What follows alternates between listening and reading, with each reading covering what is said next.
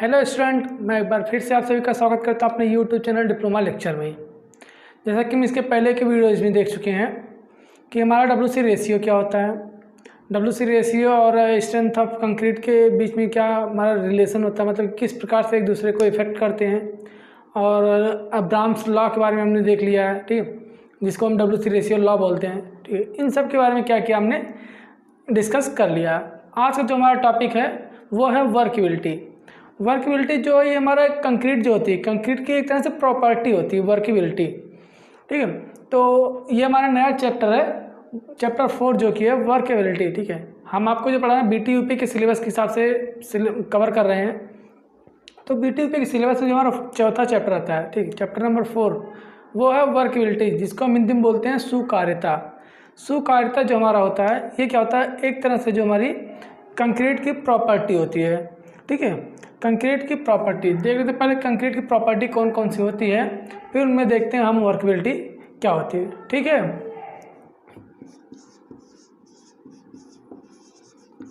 Properties of concrete, ठीक है, properties of concrete. अब इसमें देखते हैं हमारे कौन कौन सी प्रॉपर्टीज आती है कंक्रीट में। जो कंक्रीट की हमारी प्रॉपर्टी होती है वो जनरली दो होती है, ठीक है। फर्स्ट जो प्रॉपर्टी हमारी होती है, फर्स्ट जो प्रॉपर्टी इसमें हमारी आती है वो प्लास्टिक प्रॉपर्टी, और सेकंड जो प्रॉपर्टी हमारी आती है वो है हार्डनेस प्रॉपर्टी, ठीक है।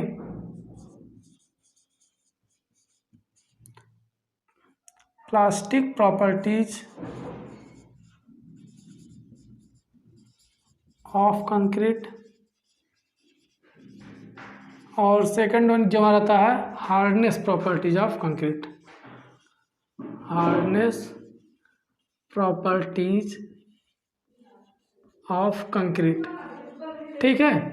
ये दो हमारा होता है, दो प्रकार से हम जो कंक्रीट की प्रॉपर्टी होती है इसको डिफाइन कर सकते हैं। पहला प्लास्टिक प्रॉपर्टी, ठीक है। प्लास्टिक प्रॉपर्टी में हमारा क्या क्या आता है, इसमें जो हमारा आता है, इसमें फर्स्ट वन आ जाता है हमारा, फर्स्ट वन जो आता है वो होता है वर्केबिलिटी, वर्केबिलिटी। सेकंड जो इसमें आ जाता है वो हमारा आता है सेग्रीगेशन, सेग्रीगेशन। और थर्ड वन जो हमारा आता है इसमें वो है ब्लीडिंग। एंड फोर्थ वन जो इसमें हमारा आता है वो क्या होता है हार्शनेस, ठीक है, हार्शनेस। हिंदी में क्या बोलते हैं वर्केबिलिटी को, हमने दिखा दिया, क्या सुकार्यता बोलते हैं। सेग्रीगेशन क्या बोलते हैं, पृथक्करण बोल देते हैं। ब्लीडिंग क्या होता है हमारा अंतःश्रवण होता है। और हार्शनेस जो हमारा होता है ये क्या रुक्षता, जिसको हम बोलते हैं हिंदी में, ठीक है, रुक्षता, ये हमारा हो गया। अब देख लेते हैं हमारा हार्डनेस प्रॉपर्टीज में कौन कौन सी थी। हमको जो पढ़ना है इस चैप्टर में वो हमको पढ़ना है केवल क्या plastic properties of concrete, hardness properties of concrete के बारे में हमको नहीं पढ़ना है, ठीक है। तो फिर भी देख लेते हैं हम हार्डनेस प्रॉपर्टीज कौन कौन सी होती हैं। इसमें जो आता है हमारा पहला ड्यूरेबिलिटी आता है,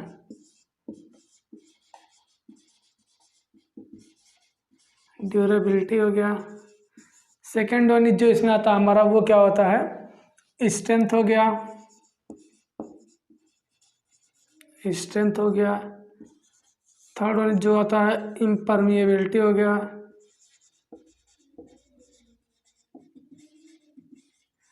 इम्परमिएबिलिटी हो गया। और चौथा जिसमें जो इसमें आता है हार्डनेस प्रॉपर्टीज में वो क्या होता है हमारा श्रिंकेज, ठीक है, श्रिंकेज होता है।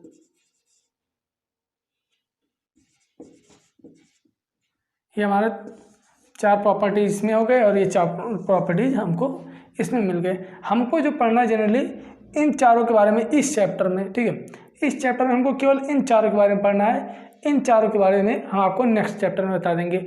स्ट्रेंथ तो आप जानते होंगे, ड्यूरेबिलिटी कितना ड्यूरेबल है, कितने दिन तक वो चल सकता है, ड्यूरेबिलिटी कहलाती है। इम्परमिएबिलिटी मतलब कि कितना परमिएबल है, ठीक है, वो जो हमारा कंक्रीट होता है वो कितना परमिएबल है उसको हम इम्परमिएबिलिटी बोलते हैं। जैसे श्रिंकेज हमारा होता है, ठीक है। तो ये हमारा हार्डनेस प्रॉपर्टीज हो गई और ये प्लास्टिक प्रॉपर्टीज हो गए। अब हम एक एक करके इन सब के बारे में डिस्कस करेंगे कि हमारा वर्केबिलिटी क्या होता है, सेग्रीगेशन क्या होता है, ब्लीडिंग क्या होता है और हार्शनेस क्या होता है। ठीक है, इन सब के बारे में अब हम डिस्कस करते हैं। तो पहला जो इसमें आता है हमारा वर्केबिलिटी आता है।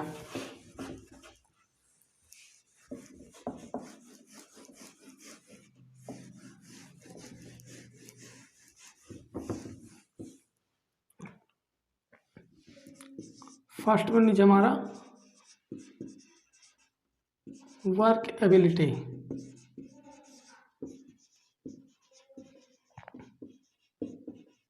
सुकार्यता, इसका मतलब क्या है? वर्कबिलिटी क्या कहता है, नाम से पता चल रहा है। इसको हम दो पार्ट में तोड़ देते हैं, वर्क प्लस एबिलिटी। ठीक है, वर्क मतलब कार्य और एबिलिटी मतलब योग्य। ठीक है, कितना कार्य करने के योग्य है कि नहीं कंक्रीट जो हमारा है, तो उसकी कंक्रीट की उस प्रॉपर्टी का, अगर कंक्रीट कार्य करने के योग्य है, ठीक है, जो हमारा कंक्रीट हम ले रहे हैं साइट पर यूज कर रहे हैं, अगर वो जो हमारा काम होता है, जैसे क्या होता है मिक्स करना उसको होता है, फिर उसको कंपैक्ट करना होता है, उसको बिछाना को होता है। ठीक, अगर उस कार्य करने की योग्य हमारा कंक्रीट है तो कंक्रीट हमारा क्या होगा, वर्केबल कहलाएगा। इसलिए ये दो वर्डों से मिलकर बना है, वर्क प्लस एबिलिटी। कार्य करने की योग्यता अगर उस कंक्रीट में है, उस कंक्रीट पर कार्य आसानी से किया जा सकता है, तो उसी को क्या बोलते हैं हम, वर्केबिलिटी या फिर सुकार्यता बोल देते हैं। ठीक है, तो इसको डेफिनेशन क्या लिख सकते हैं, IS कोड जो हमारा होता है। ठीक है, IS कोड क्या होता है,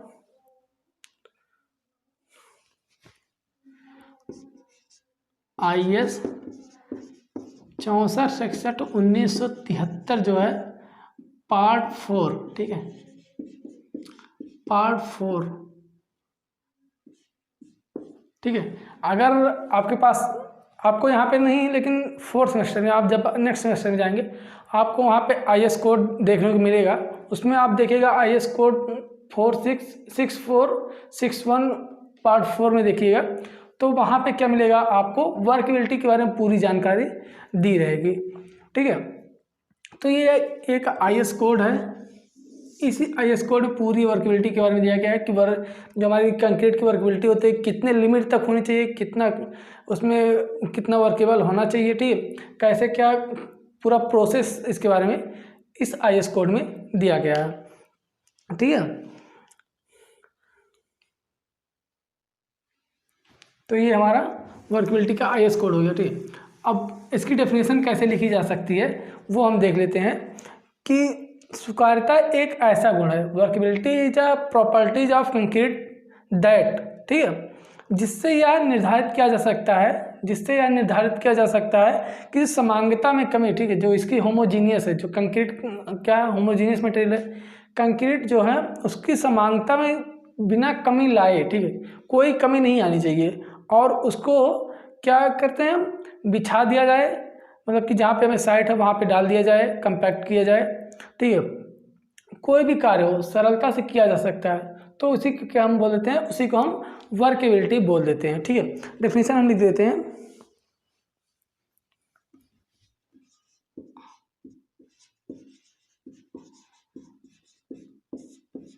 स्वीकार्यता एक ऐसा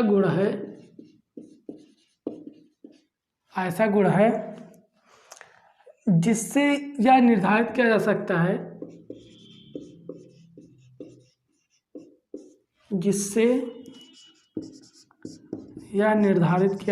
है,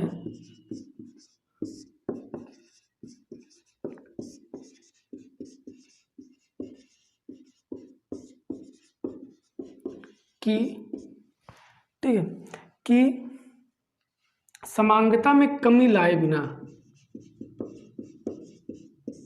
समांगता में कमी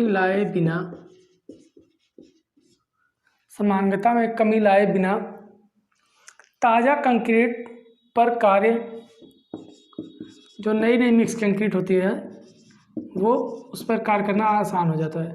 ताज़ा कंक्रीट पर कार्य करना ठीक है, कार्य कितनी सरलता से, कितनी सरलता से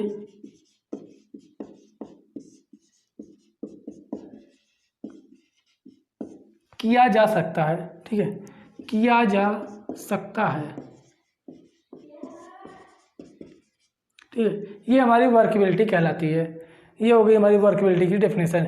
ये डेफिनेशन हम कहाँ से लेते हैं? ASTM, ठीक है, एक कोड है, इंडिया का नहीं, ये हमारा ASTM, ये अमेरिका का है, ठीक है। ASTM इसको लिख देते हैं हम, सॉरी,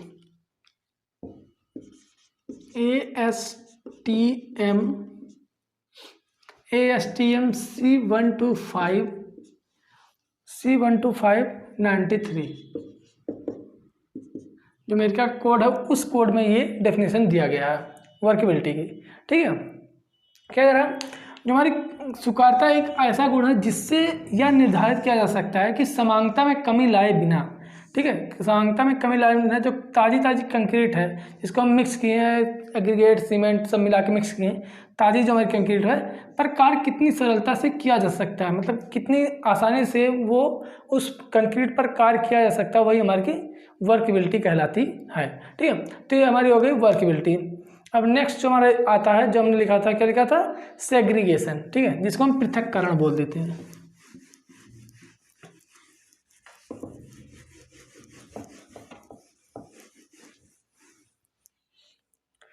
सेकेंड यूनिट जो हमारा आता है सेग्रीगेशन, जिसको हम बोल देते हैं पृथक्करण। ओके गाइस, तो हम देखते हैं कि सेग्रीगेशन क्या होता है, ठीक है। सेग्रीगेशन देख लेते हैं। पहले हम आपको बता देते हैं सेग्रीगेशन होता क्या है, मतलब कि हमारा पृथक्करण। नाम से ही पता चला, आप लोग पृथक्करण नियम पढ़े होंगे 6-7 में, साइंस में पढ़े होंगे कि पृथक्करण क्या होता है, ठीक है। जैसे क्या होता था, वहाँ पे हमारा चावल होता था, चावल में कुछ कंकड़ी होती, ठीक है, कंकड़ियों को चाहे हम किसी चीज़ से छानते थे, मतलब कि चाल लेते थे, और या फिर उसको बीन के क्या करते, तो वही पृथक्करण। पृथक्करण मतलब अलग हो जाना, ठीक है, अलग हो जाना, ये हमारा पृथक्करण होता है, सेग्रीगेशन। तो यहाँ हमारा कंक्रीट में क्या होता है पृथक्करण, ये भी हम आपको बता देते हैं कि क्या होता है। कोई हमारे कंक्रीट मिक्स है, ठीक है, कंक्रीट मिक्स में अगर पानी की कमी है, ठीक है, पानी की कमी है, कोई कंक्रीट मिक्स है, उसमें पानी अगर जितना मिलाना है उससे कम अगर हम पानी मिला रहे हैं, तो कंक्रीट हमारी सूखी रह जाएगी, ठीक है। कंक्रीट जब सूखी रह जाएगी तो क्या होगा, उसको जब पोर करेंगे, ठीक है, ऐसे क्या करते हैं हम, ऊपर से हमारा क्या होता है, जो जिसमें हम कंक्रीट लेके आते हैं, ठीक है, इसमें क्या हुआ, हमने कंक्रीट ये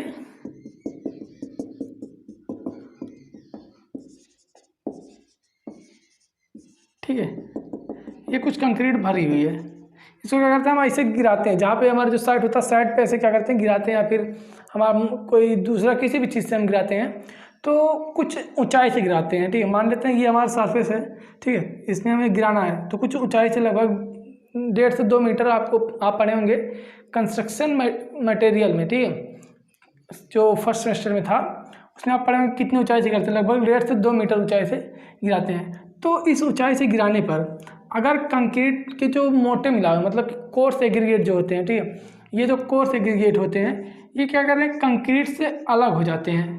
जब कंक्रीट क्या होगी, हमारी सूखी होगी, तो यही कंक्रीट का अलग हो जाना, ये हमारा पृथक्करण कहलाता है। मतलब सीधे सीधा फंडा ये है कि किसी कंक्रीट में, ठीक है, किसी कंक्रीट में पानी की कमी के कारण, ठीक है, किसी कंक्रीट में पानी की कमी के कारण सूखे मिक्स के, ठीक है, सूखे मिक्स के रूप में एग्रीगेट, ठीक है, एग्रीगेट, कोर्स एग्रीगेट का अलग हो जाना हमारा सेग्रीगेशन या फिर पृथक्करण कहलाता है, ठीक है। लिख देते हैं डेफिनेशन,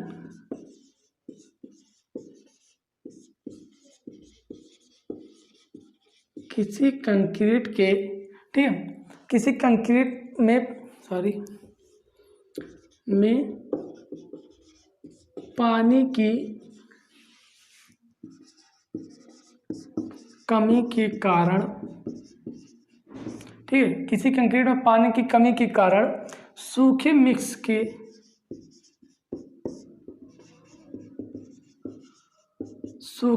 के रूप में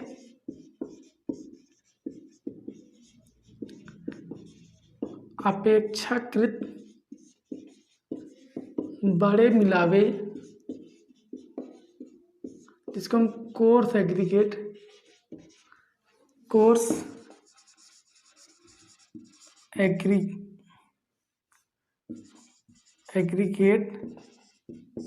का अलग होना क्या कहता है हमारा, सेग्रीगेशन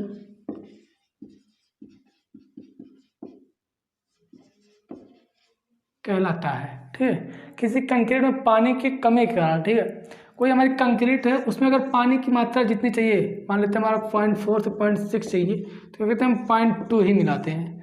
ठीक है, 0.2 ही मिलाते हैं। कमी के कारण कमी हो गई हमारी, 0.2 की कमी हो गई, कारण मिक्स के रूप में, ठीक है, मिक्स के रूप में अपेक्षाकृत बड़े मिलावे, ठीक है, जो कोर्स एग्रीगेट होते हैं वो क्या होते हैं, बड़े मिलावे, कोर्स एग्रीगेट का अलग होना, ठीक है, सेग्रीगेशन कहलाता है। जब पानी की कमी होगी तो जो छोटे मिलावे होंगे वो तो आपस में बॉन्डिंग बना लेंगे, लेकिन जो बड़े मिलावे होंगे उनकी आपस में कहते हैं बॉन्डिंग नहीं बनती है, तो वो क्या होते हैं, जब उसको पोर करते हैं तो वो अलग हो जाते हैं। तो इसी क्रिया को क्या बोलते हैं हम, सेग्रीगेशन या फिर पृथक्करण बोल देते हैं। ठीक है, ये हमारा हो गया सेग्रीगेशन।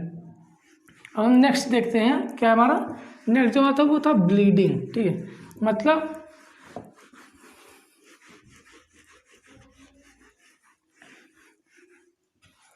ठीक है,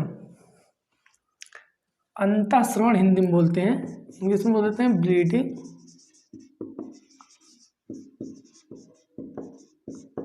अंतःस्रवण बोल देते हैं। ठीक है, ये क्या होता है, अगर उसमें क्या था हमारा सेग्रीगेशन में क्या था, पानी की कमी के कारण क्या कोर्स मिलावे अलग हो जा रहे थे, लेकिन इसमें पानी की अधिकता के कारण, ठीक है, इसमें जो अंतःस्रवण जो हमारा था इसमें पानी की अधिकता के कारण क्या होता है, कंक्रीट से सीमेंट पेस्ट क्या होते हैं वो निकल जाते हैं, सतह पर बह जाते हैं। क्या होगा कि ये कुछ हमारा ऐसे कंक्रीट रखा हुआ है, ठीक है, ये कुछ हमारा कंक्रीट रखा हुआ है, इस पर हम पानी डाल रहे हैं, हमारा 0.4 से 0.6 के बीच में पानी रहना चाहिए, लेकिन हमने क्या किया था 0.8 पानी डाल दिया, ठीक, 0.8% हमने पानी डाल दिया, तो इसमें सीमेंट के जो कण होंगे, ठीक है, वो क्या होंगे, पानी के साथ ये क्या करेंगे, ऐसे सतह पर इधर उधर बह जाएंगे। ठीक है, तो इसी क्रिया क्या बोलते हैं हम, ब्लीडिंग या फिर अंतःस्रवण बोल देते हैं। अब सीधा सा फंडा इसका भी देख लेते हैं कि डेफिनेशन क्या होता है।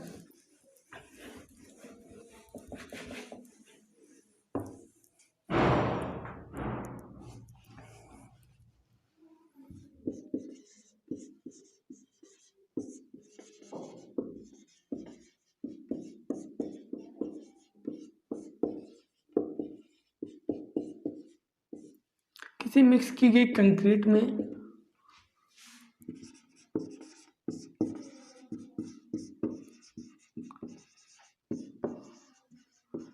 पानी की अधिकता के कारण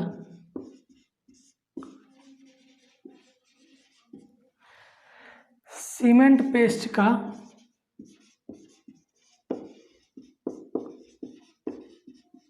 अलग होना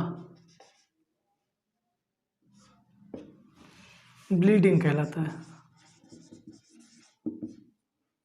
ये हमारा एक तरह से डीमेरिट होता है कंक्रीट का।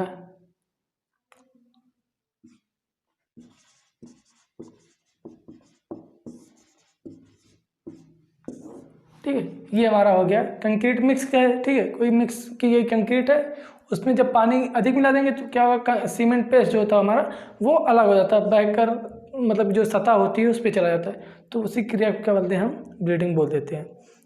ठीक है, तो ये हमारा हो गया थर्ड नंबर, जो हमने क्या पढ़ रहे हैं, प्लास्टिक प्रॉपर्टीज में, ये हमारा थर्ड नंबर हो गया। अब जो नेक्स्ट हमारा इसमें आता है, क्या आता है वो हार्शनेस। ठीक है, जिसको हम रुक्षता बोल देते हैं, हार्शनेस हिंदी में बोल देते हैं हम रुक्षता। नाम से ये भी पता चल रहा है, सारे जो प्रॉपर्टीज हैं लगभग नाम ही से पता चल जा रहे हैं। पहले सुकार्यता मतलब कि कार्य करने के योग्य हो, दूसरा हमारा पृथक्करण मतलब कि अलग हो जाना, बड़े मिलावे का अलग हो जाना, फिर ब्लीडिंग, अंतःस्राव, पानी के साथ सीमेंट पेस्ट का बह जाना, फिर रुक्षता, ये ऐसे हमारा, ठीक है। सतह उसकी रफ हो, रफ मतलब कि यहाँ पे हमारा हार्शनेस का मतलब रफली हो जाएगा, रफ हो जाएगा, ठीक है। तो ये क्या होता है, कंक्रीट में जो जल की मात्रा क्या होती है, कम होती है। रुक्ष कंक्रीट हमारे क्या होता है, जब जल की मात्रा उसमें कम होगी तो जो हमारा कंक्रीट होगा उसको मिलाने, मिक्स करने में भी प्रॉब्लम आएगी, ठीक है। जब उसको मिक्स करने में प्रॉब्लम आएगी तो उसकी जो सतह होती है, जो कंक्रीट हमारे होंगे, कंक्रीट जो हमारी वो होगी उसकी जो सतह होगी वो रुक्ष हो जाएगी, मतलब रफ हो जाएगी सतह उसकी। तो कंक्रीट का यही जो प्रॉपर्टीज होती है इसको हम हार्शनेस बोल देते हैं, रुक्षता बोल देते हैं। इसको बिछाना व जो कंपैक्शन करना, जब पानी की मात्रा क्या होगी, कम होगी, ठीक है, मान लीजिए 0.2 हो गया या फिर 0.3 हो गया, जब हमारा ये हो जाएगा, पानी की मात्रा क्या होगा, लेस देन 0.4 हो जाएगा, तो क्या होगा कि इसको मिक्स करने में, ठीक है, पहला क्या हो जाएगा, मिक्स करने में, दूसरा क्या हो जाएगा, कंपैक्ट करने में, मतलब कि संघनन करने में, ठीक है। इन सब में क्या होगी, प्रॉब्लम आएगी। तो उससे सतह क्या होती है, जो हमारी कंक्रीट की सतह होती है, ठीक है, वो कुछ रुक्ष हो जाती है, मतलब कि हार्शनेस हो जाती है। तो वही हमारी प्रॉपर्टीज हार्शनेस कहलाती है, ठीक। तो ये हमारी हो गई हार्शनेस। आई होप कि आप सभी को समझ में आ रहा होगा सारी प्रॉपर्टीज के बारे में, ठीक है।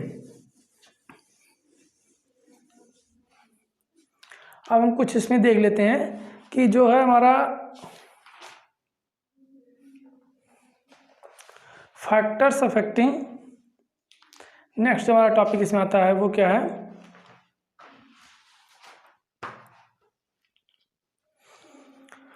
वो हमारा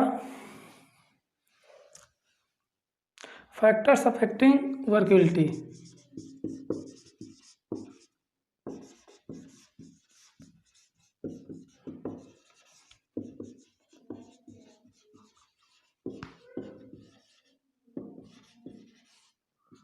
फैक्टर्स अफेक्टिंग वर्केबिलिटी मतलब कि सुकार्यता को प्रभावित करने वाले कारक कौन कौन से होते हैं, ठीक है। अब हम इनके बारे में देखते हैं।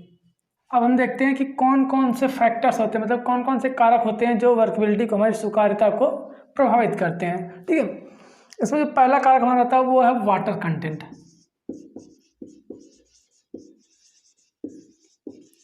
वाटर कंटेंट जिसको हम हिंदी में बोलते हैं जलांश, ठीक है, जलांश बोल देते हैं इसको हिंदी में।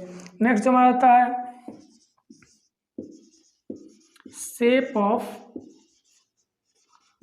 एग्रीगेट, ठीक है, शेप ऑफ एग्रीगेट सेकंड हमारा आता है। उसके बाद क्या आता है हमारा size of aggregate, surface texture, 3 हमारा होगा, थर्ड हो गया साइज ऑफ एग्रीगेट, फोर्थ हमारा हो गया वाटर कंटेंट हो गया, शेप हो गया, साइज हो गया, सरफेस टेक्सचर, सरफेस टेक्सचर, ठीक है। फिफ्थ वाली जो हमारा आता है वो क्या है, यूजेज ऑफ एडमिक्सचर्स। इसके बाद सिक्स वाली जो आता है कि ग्रेडिंग ऑफ एग्रीगेट, ठीक है। ये सब हमारे टॉपिक्स आ जाते हैं। और पीरियड, मिक्स प्रोपोर्शन, कितना मिक्स कैसे करना है, तो ये भी लिख देते हैं। Seventh mix proportion,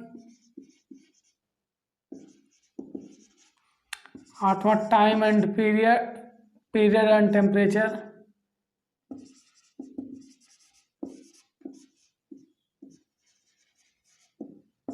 period and temperature, ठीक है। ये कुछ हमारे जो कारक होते हैं वो हमारे जो वर्केबिलिटी होती है इसको अफेक्ट करते हैं, ठीक है, प्रभावित करते हैं। अब हम देख लेते हैं कि किस तरह से ये सभी कारक हमारे क्या करते हैं, जो हमारा वर्केबिलिटी सुकार्यता है उसको प्रभावित करते हैं। एक एक करके अब हम इसको डिस्कस करते हैं, ठीक है। तो ये सब हमारे हो गए, अब हम एक एक करके देखते हैं।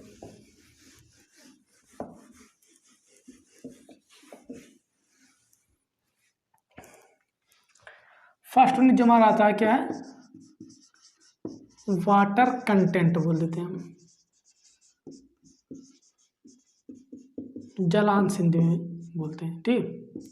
मतलब कि जो हमारा कंक्रीट है उसमें वाटर की मात्रा है वो किस प्रकार से इफेक्ट करती है। ठीक, हमने आपको पहले बताया कि वर्केबल कब होगा, जब हमारा जितना रिक्वायर्ड हो WC रेशियो होता है उसके बीच में होगा, तो हमारा क्या होगा, ये जो हमारी कंक्रीट है वो वर्केबल होगी।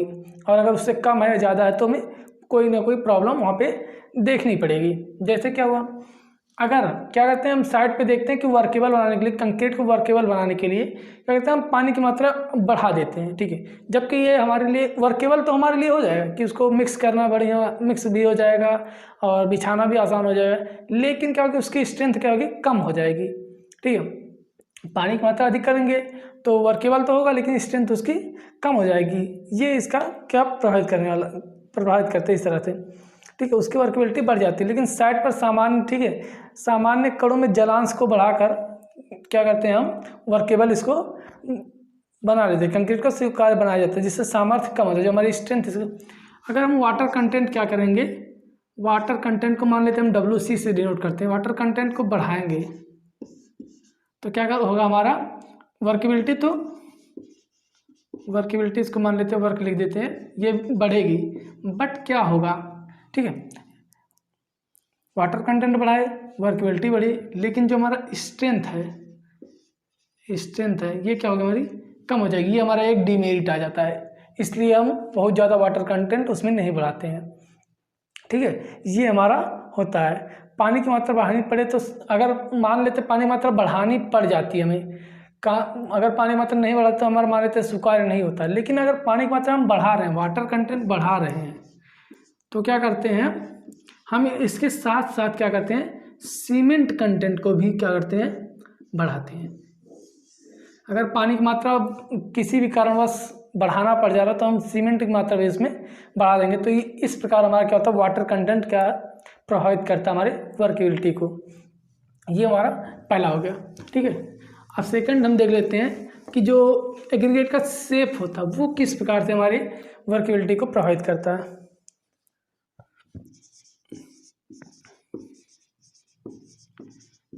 Shape of aggregate,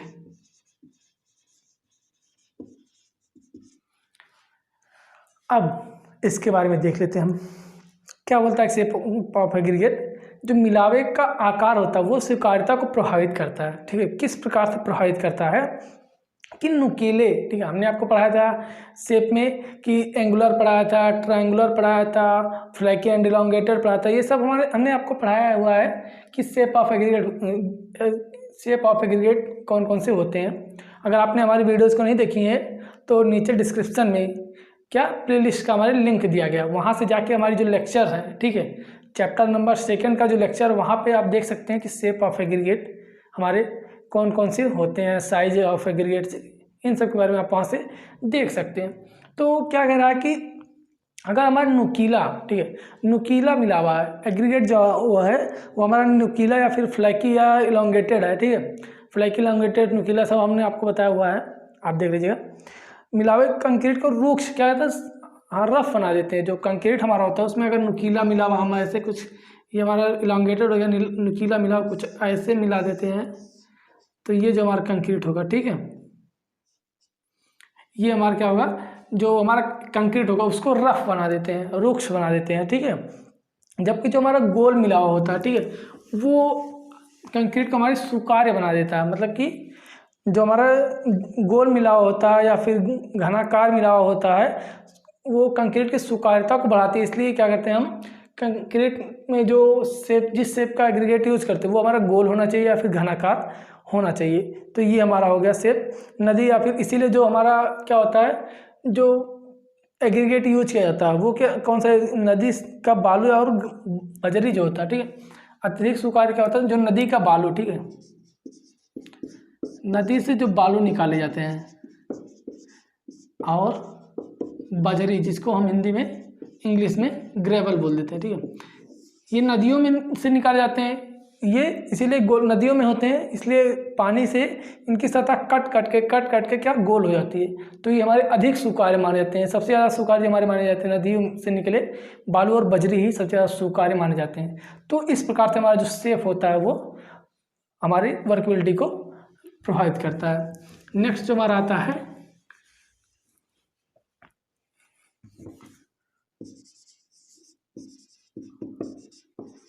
third one जो इसमें हमारा आता है वो साइज ऑफ एग्रीगेट, ठीक है। साइज हमने पढ़ाया था आपको फाइन एग्रीगेट और कोर्स एग्रीगेट, ठीक है।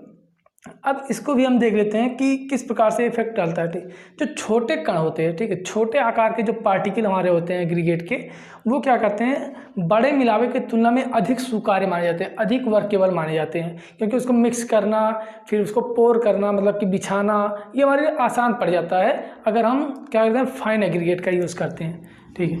अगर फाइन एग्रीगेट का यूज़ करते हैं तो क्या होता है, हमारा वर्केबल बना रहता है, वर्केबल बना रहता है। लेकिन अगर हम coarse aggregate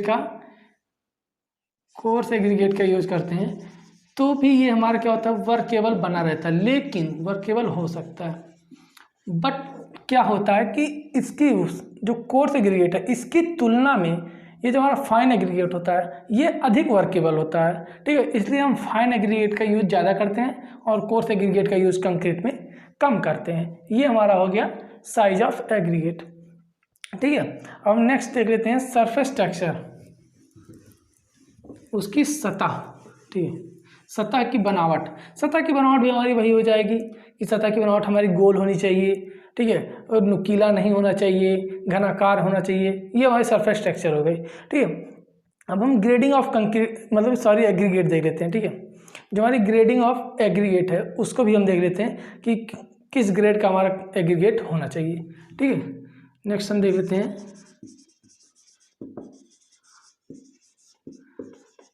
grading of aggregate, ठीक है। हम देख लेते हैं ग्रेडिंग ऑफ एग्रीगेट के बारे में। अब क्या होता है कि जो हमारा एग्रीगेट होना चाहिए इसकी जो ग्रेड, ठीक है, इसको कई ग्रेड में बांटा गया है, इसकी जो ग्रेडिंग होती है वो हाई ग्रेड का कंक्रीट यूज़ करना चाहिए, जिससे क्या होता है हमारा वर्केबिलिटी अधिक होती है। अगर हम लो ग्रेड की कंक्रीट यूज़ करते हैं तो हमारी वर्केबिलिटी कम हो जाएगी, लेकिन अगर हाई ग्रेड की कंक्रीट यूज़ मतलब कि एग्रीगेट यूज़ करते हैं तो वर्केबिलिटी भी हमारी अधिक हो जाती है, ठीक है। क्योंकि ऐसे मिलावे में कम से कम क्या होते हैं, वाइड्स होती हैं। जो हमारे उच्च ग्रेड की कंक्रीट होती हैं, उच्च ग्रेड की एग्रीगेट होती हैं, हाई ग्रेड की जो एग्रीगेट होती हैं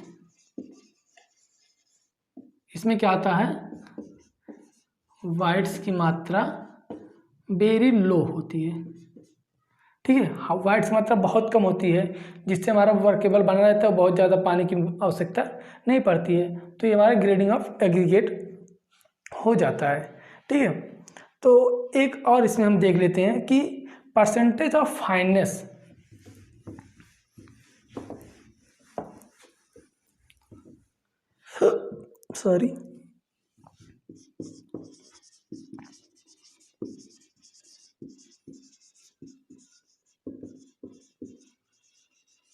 percentage of fineness passing 300 micron, passing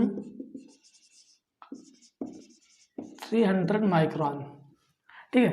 क्या परसेंटेज जो हमारा है सूक्ष्मता की प्रतिशतता 300 माइक्रोन होने पर से पास हो जाने पर क्या होगी, तो इसको भी देख लेते हैं कि जो हमारा यहाँ पे क्या माना गया कि जो 300 माइक्रोन है इससे छोटी साइज की जो हमारी कंक्रीट है उसको क्या मान लिया गया है, हमने फाइन एग्रीगेट मान लिया,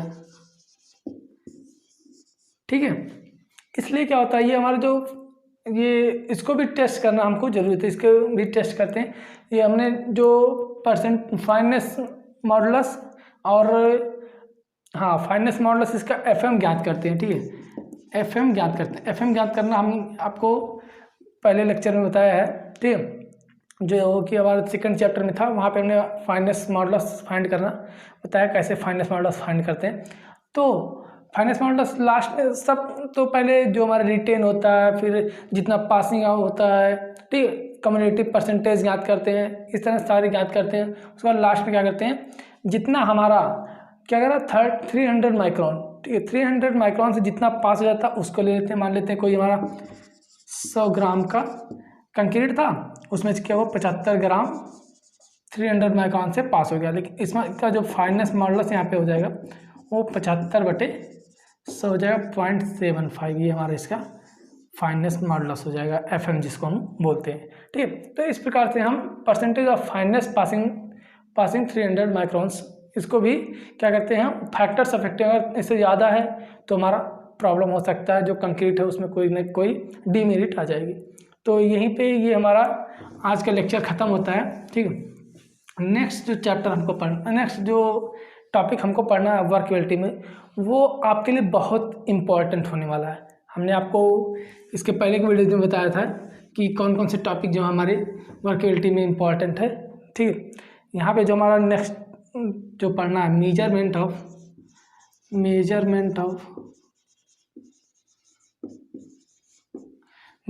ऑफ वर्कबिलिटी।